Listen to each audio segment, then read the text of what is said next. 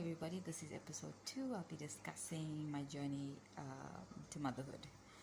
So, I couldn't believe that I was going to be a mother until the day I actually had my baby. And I felt like this whole process was very strange. I had my mom-in-law and my husband's family who sort of guided me, assisted me through the whole entire process.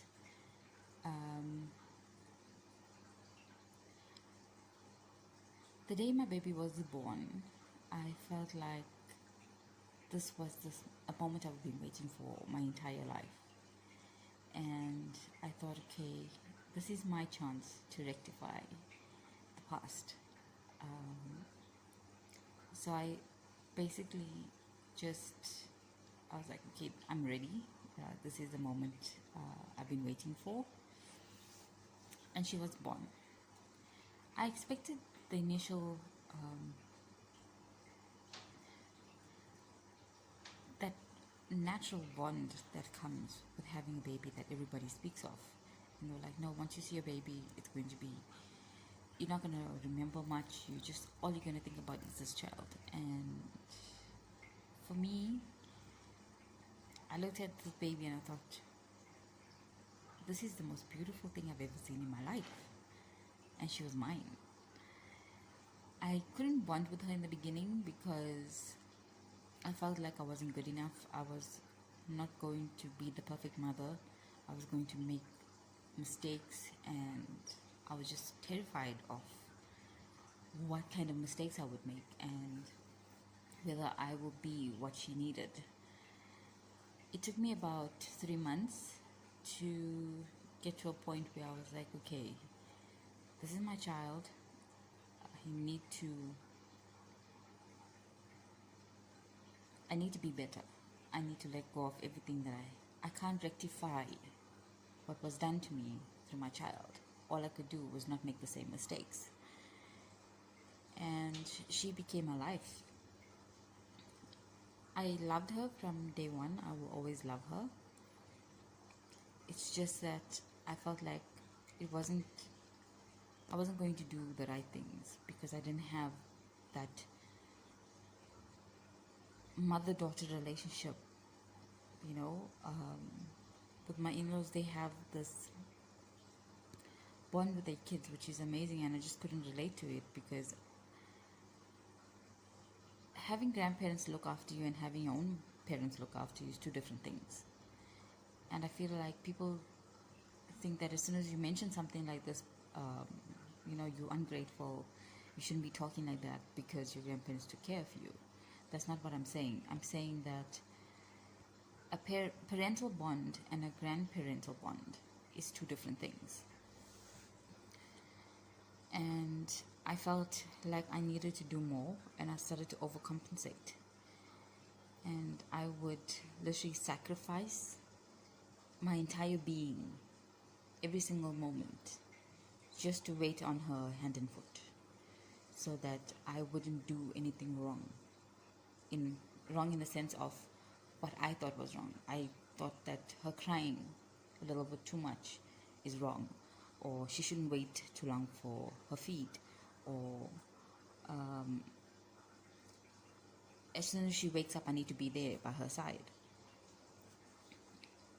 And if you know about parenting, they tell you it's good for a baby to cry a little bit because they need to develop their lungs and all of these things. But I felt like I just needed to be there all the time.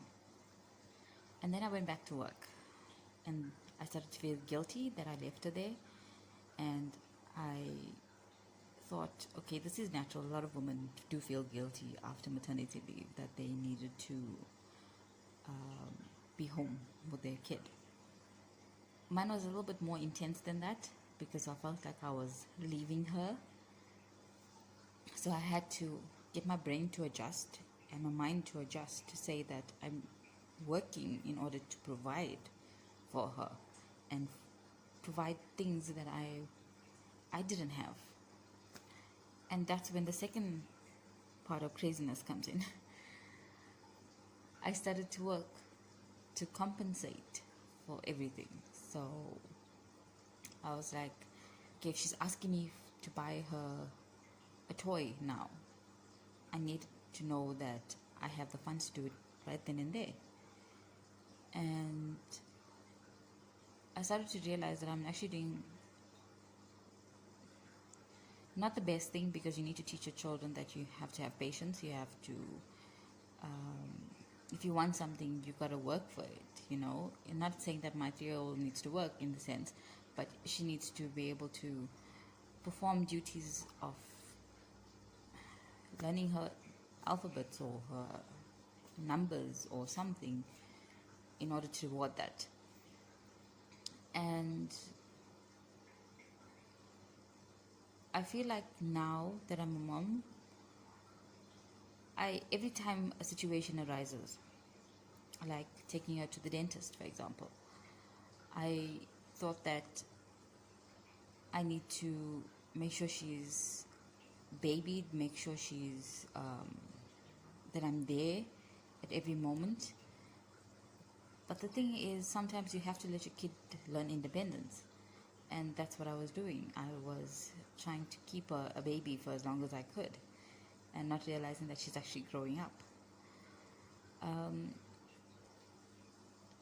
Every now and then I do get snapped back into the past, because there's certain things like I'm afraid to do in the sense of discipline, because I feel like I shouldn't make her cry. I shouldn't make any kid cry, but in the sense of I shouldn't upset her, or I shouldn't do anything that's going to make her feel like she's not loved, in the sense that if I shout at her or I reprimand her for something, I don't want to do that, because it's going to hurt her feelings, and I try to overcompensate on that.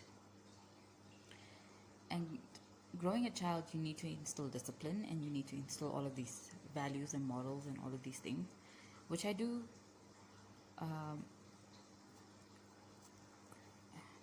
Explain to her what's right and what's wrong. I explain to her how to interact with other people, how to socialize with other kids.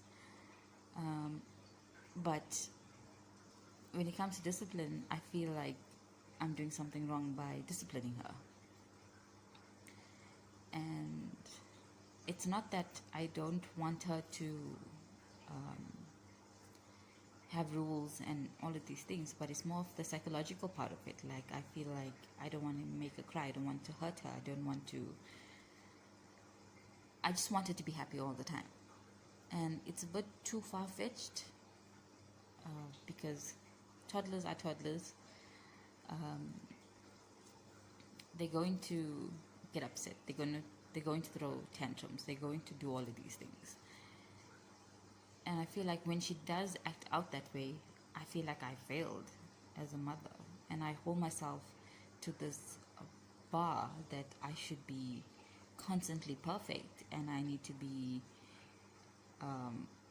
always on the ball, always making sure she is 100% all the time.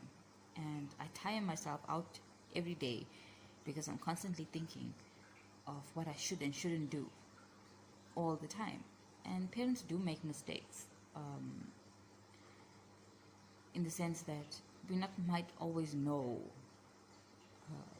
how to react to a certain situation. And I feel like if I shout at her, the guilt that comes over me, like I think about it 24/7 until I somehow make sense of it, and I'm like, you know what, she did do something that was dangerous. She did do something that was going to hurt her in some way, and I had to stop it.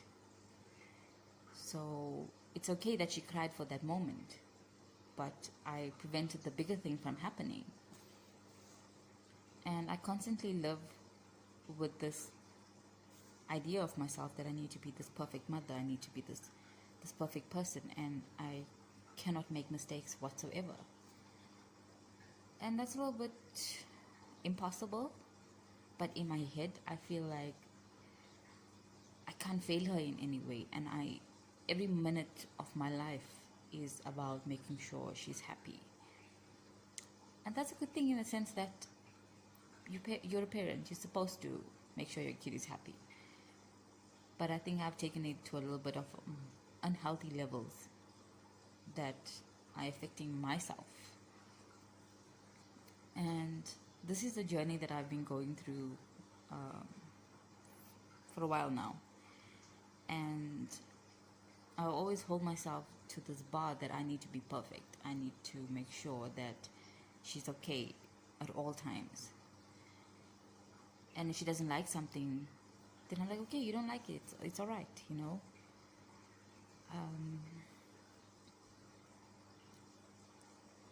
So the idea of this is to go about to show you my day-to-day lifestyle from the beginning to end, of how, so you guys can get an idea of how everything affects me, whether she's acting out, whether she's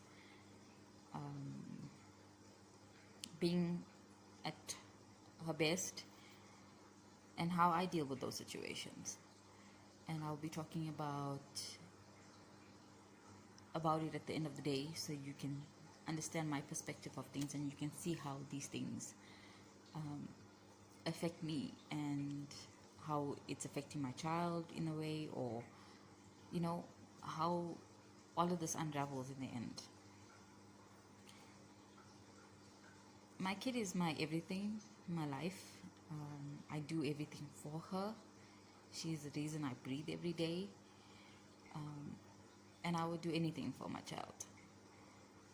It's just at this point where I've realized that I'm holding myself to a level of perfection. And nobody's perfect. And I'm holding myself to impossible standards that I need to learn to realize that it's okay sometimes to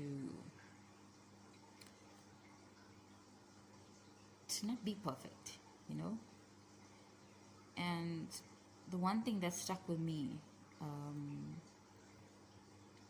was the day I was in labor, and my mom-in-law was with me in the back seat, and my husband was driving us to the hospital.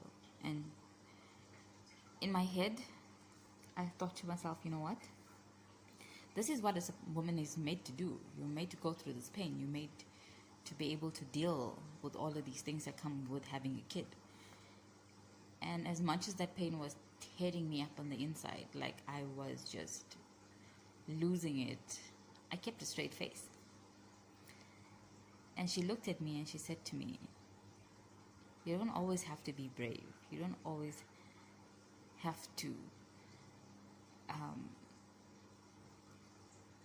it's okay to feel pain. It's okay. And that resonated with me, with the sense that, you know, she gave me that comfort, and she was there from the very beginning. She's still here now. She's a fantastic woman. She's helped me through the most, I would say. And she gave me the guidance and support that I needed in the first 3 months. That was crucial to having a kid. And her words still echo in my mind every time I go through something. And I need to understand that it's okay. It's okay to make mistakes. It's okay to do all of these things that may not be what other people think is or it's okay to not live with other people's standards, you know. And I need to do what's right for me and my family at that moment. So we will go through every part of my life, and we will see. This is just more or less a general overview of how everything works at this point. I will be touching in more about my own adventures of being a mother and how things have just progressed. So let's see. The third episode comes out next week, early next week. If there's anything that you would like to hear more about, please let me know, and I'll touch into that as well. Please subscribe to my channel. I feel like this is going to help a lot of people, and we can just see where this goes. So yeah, thank you for watching, and this is my story.